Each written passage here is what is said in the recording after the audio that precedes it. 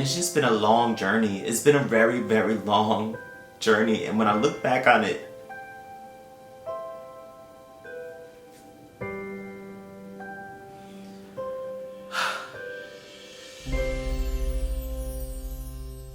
what's up guys, welcome to my channel. If you haven't been here, welcome back to my channel. If you are a loyal subscriber or a new subscriber, what's up? My name is Jabbar Lewis. I'm an actor. I live in Los Angeles, California. So many of you guys have asked me, how did I book Emancipation? What was that process like?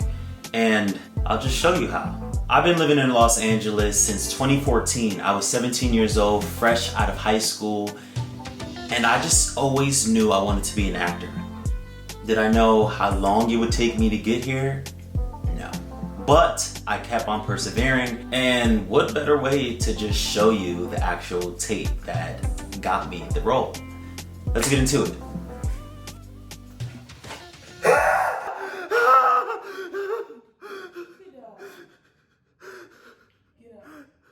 Look right here. You ate for spit. You follow? I can take you back to that camp, them boys will grind you up like meat.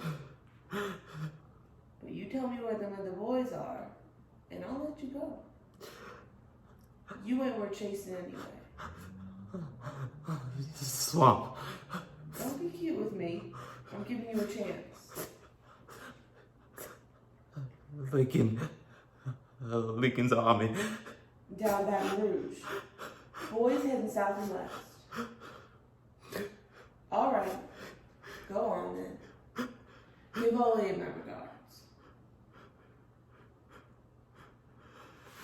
So that was scene 2 of my audition. I don't know where scene 1 is. Scene 1, if you watch the movie, hopefully you watched the movie before you watch this, but if you watch the movie on Apple TV Plus, scene 1's audition was me sitting next to Will saying, "It's true, I heard it myself." So maybe some of you guys are asking, how did I get to that emotional state? That scene is so heavy. I'm playing a slave, and I've been hunted by dogs. I'm crying, and I'm looking up, and the person who's been chasing us is asking me, where do they go? And I have to snitch on them. I have to tell him where to go. And he says, I'll let you go. So I'm like, they went through the swamp. They're going to Lincoln's army. That's where they're going. And he lets me go.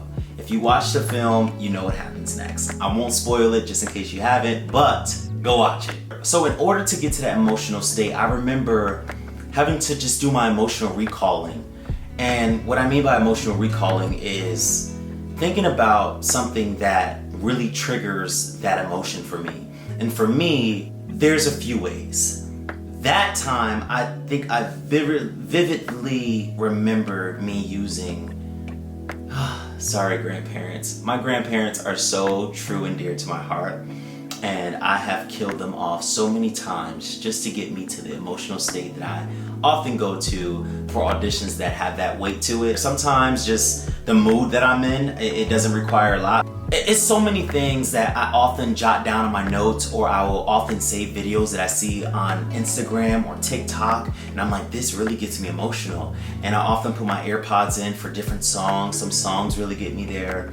And yeah, I think it really just depends on what works for you. So after I submitted that tape, I uploaded it to WeTransfer. I uploaded those 2 scenes, my slate saying, hi, my name is Jabbar Lewis. I'm going for the role of Thomas. Thank you so much for the opportunity. Sends it in, right? So maybe about a week later, I get another email from my agents, and it says you are being requested for a callback on Zoom with the director, Antoine Fuqua, and the casting directors, Betty May Casting. And I'm like, okay, let's do it. And in that email, it said, you're gonna be doing the same scenes the same way, have someone off screen read with you, and then you're gonna get feedback and we're gonna talk. So I'm like, all right, let's do it. The audition was so instilled into me, and I was so ready for it. I think I maybe had a day or two, maybe a day, to really just rehearse it over and over, make sure that I'm constantly getting that emotional recall so I can tap into that emotion live in person on Zoom. I remember just saying, you know, what's up? They just immediately said, you want to just jump into it? I said, yeah. So I jumped into it. I did it. I did the first scene. They said, all right, let's go to the next scene. I did the next scene, and then I did it again because I think Antoine asked me to. And then we just started talking. He just told me that when I'm actually on set and when I'm actually there on a Confederate camp, in the clothing, in the dirt, the sweat, the hair, the makeup, when it's actually there, it makes it a lot easier to tap into those emotions, because I remember it was kind of hard to get there live in person. I don't know if the nerves were taking over me, because audition is something that you need to master, because that's what gets you the job. And I just think during that time, I was there, my emotional recall was there, and I was in the moment and just there, but the scene is so short that I didn't have time to actually stay there and stay in the scene for like 5 minutes, stay in my emotional state, and then say, let's go. It kind of was just like, all right, you ready? Go. And I'm reading off screen, I'm just going. So I didn't have enough time to just sit in there, but I did the job and I booked it. So he just kind of talked me through what it will be like on set. And I said, yeah, you know, I feel like I can get there when I'm actually on set. It will make it a lot easier. And he asked me like where I was from. I told him I was from New Jersey. He was like, oh, I'm from Philly. And it was just a whole cool moment. And the last thing he said before hanging up the Zoom, he was like, all right, well, I'll see you soon. And I remember it just ending, and I looked at Juliet and I said, did he say what I think he just said? And we just was like, we didn't know. I let go and I let God. I had to fly to New Jersey to go see my little sister graduate the 8th grade, which is crazy because now she's a sophomore, and I'm like, how is this possible? I flew there, and I remember that day, my stepmom was like, when are they gonna call you? And I was just like, I don't know. Like, I had this feeling that today is the day that I will get the call. But I think I just prayed about it. I left it alone. It was just an exciting day for my little sister. We went there, and then later that night, right after the graduation, I came home. I got a phone call from my manager at the time. And she calls me and she's like, hey, Jabbar. I'm like, hey. She was like, all right, well, you booked Emancipation.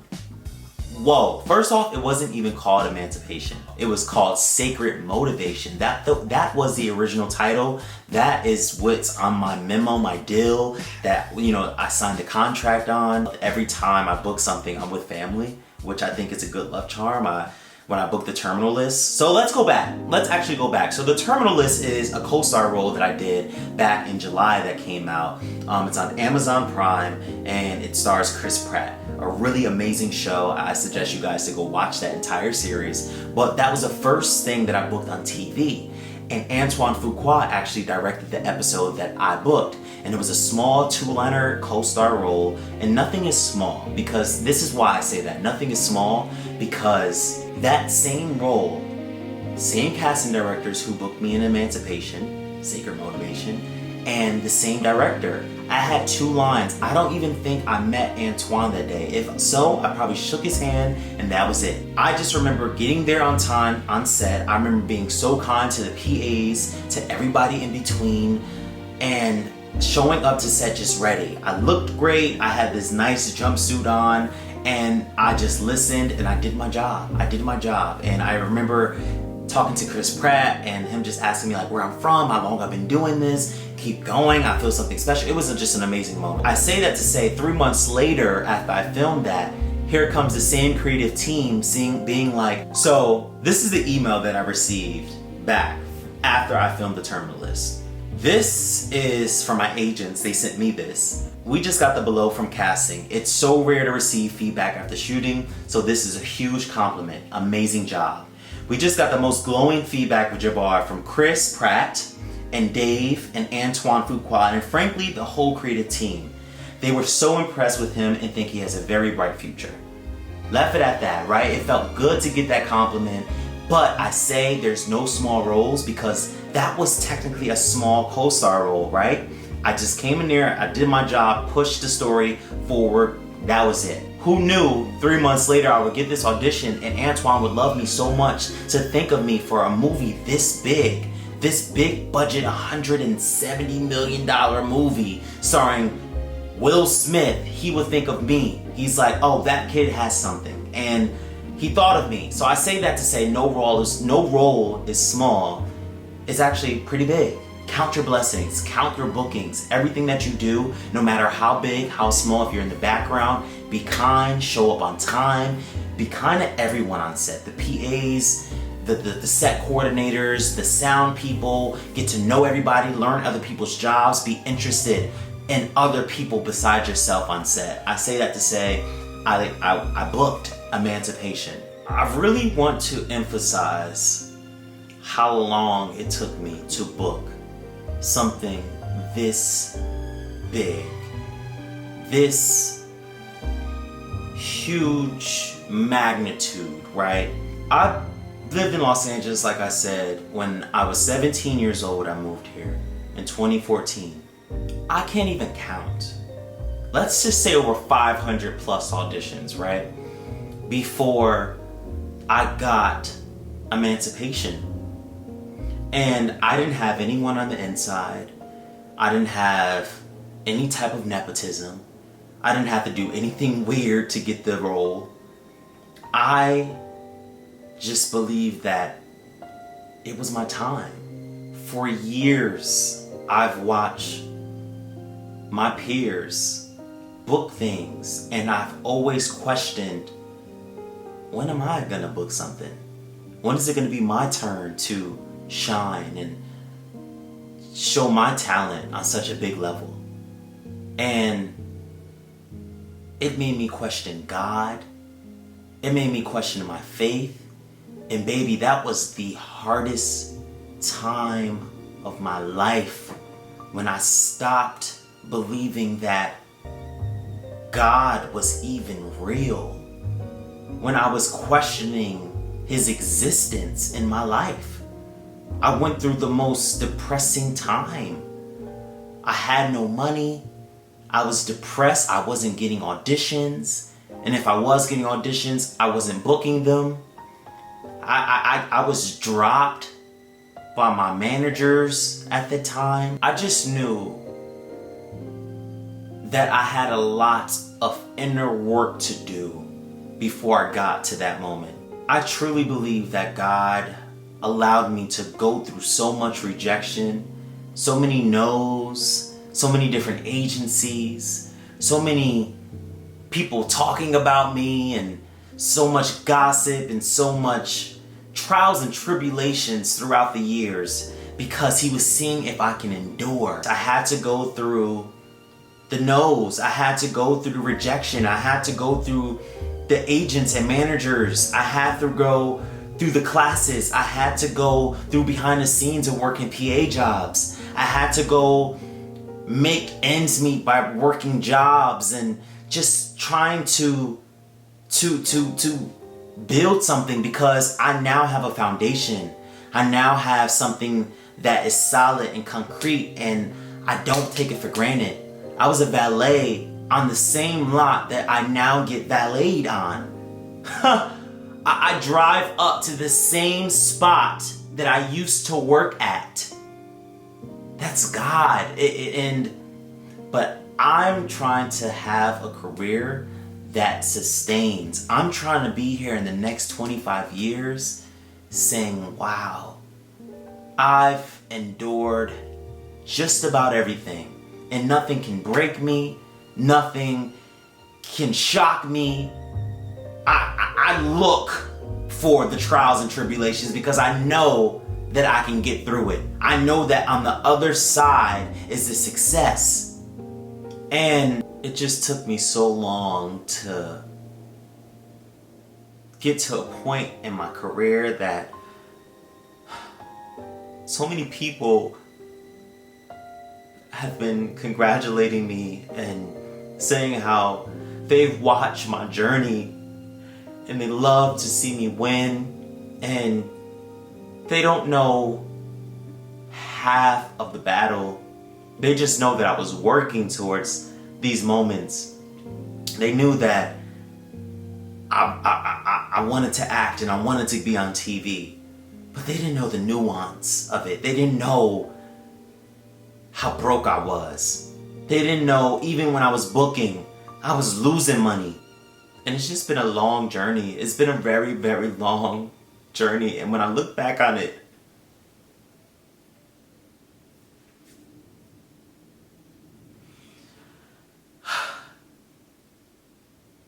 I'm just so overjoyed by the success that I do have now. I just want to tell every aspiring actor, every actor out there who has been pounding the pavement, who has been trying to move that needle, that if you just keep going, I know it's so cliche to say that, but if you just keep going, eventually something has to stick. I know my God opens doors when you keep going, when you persevere, when you allow the things that you might not want to happen. There's always a story at the end. My story is that I had to endure. I had to first prove I really wanted it.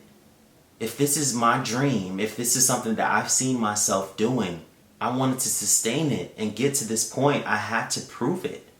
I had to show myself, I had to show God, I had to show others that I'm here to stay. It's not just a game. It's just not for the fame. It's not for the money. It's for the craft. It's for something that I really want to do. I want to make a living doing this and then beyond. I love you guys so much. That was the story of me booking Emancipation. I love you. If you haven't subscribed already, please make sure you subscribe. I want to tell more stories. I want to give advice. This is what I'm dedicating my channel to from now on. I want to be the person that I needed when I first started. I remember DMing so many actors and messaging so many actors that I looked up to and just asking for advice, and they would never answer me back, or they probably didn't see it. I don't know, but I read every message. I see everything, and I want to give that advice. I want to give those gems back to people who just are starting out, who just need that extra push to move to Los Angeles, or extra push to just jump into it fully. If you know someone who wants to be an actor, if you are that person, what's up? Welcome to my channel. Thank you. Please subscribe. Please hit that post notification bell if you haven't already, and share this video to any aspiring actors out there. But anyway, thank you guys so much. I love you, and I'll see you pretty soon. I don't know how soon, but pretty soon. Peace.